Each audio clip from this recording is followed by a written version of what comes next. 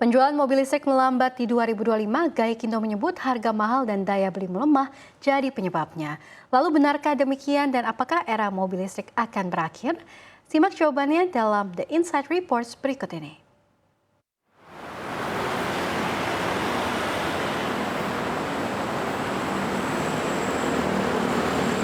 Ya pemirsa, mobil listrik memang makin marak beberapa tahun terakhir. Selain karena ramah lingkungan, mobil yang satu ini juga bisa membuat biaya operasional menjadi lebih murah. Gak heran, mobil listrik saat ini banyak mendisrupsi pasar mobil konvensional. Namun, hal yang berbeda di beberapa bulan terakhir.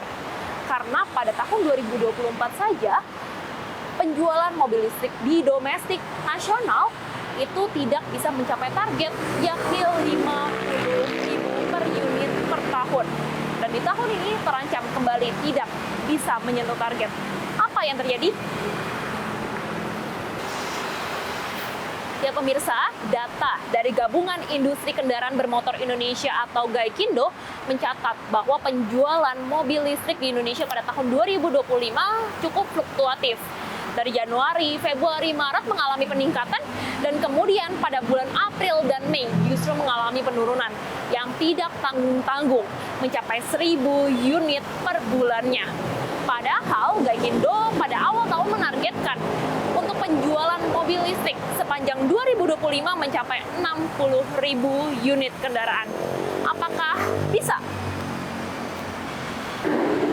Ya pemirsa, sebenarnya ada berbagai faktor yang membuat masyarakat masih ragu untuk membeli mobil listrik.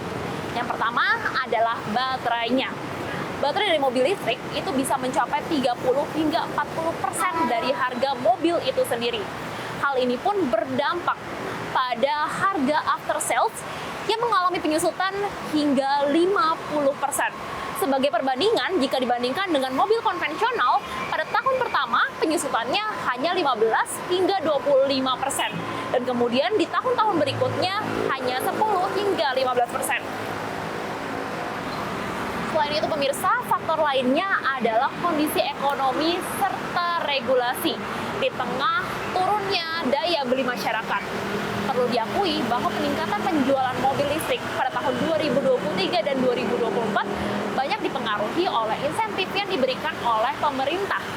Selain itu, penyebab lainnya adalah banyaknya kasus kebakaran mobil di berbagai daerah.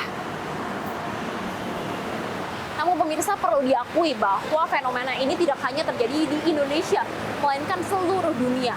Alasannya pun sama, karena ketidakstabilan ekonomi yang membuat masyarakat wait and see dan juga turunnya daya beli masyarakat. Namun yang pasti, hal ini banyak berdampak pada industri otomotif.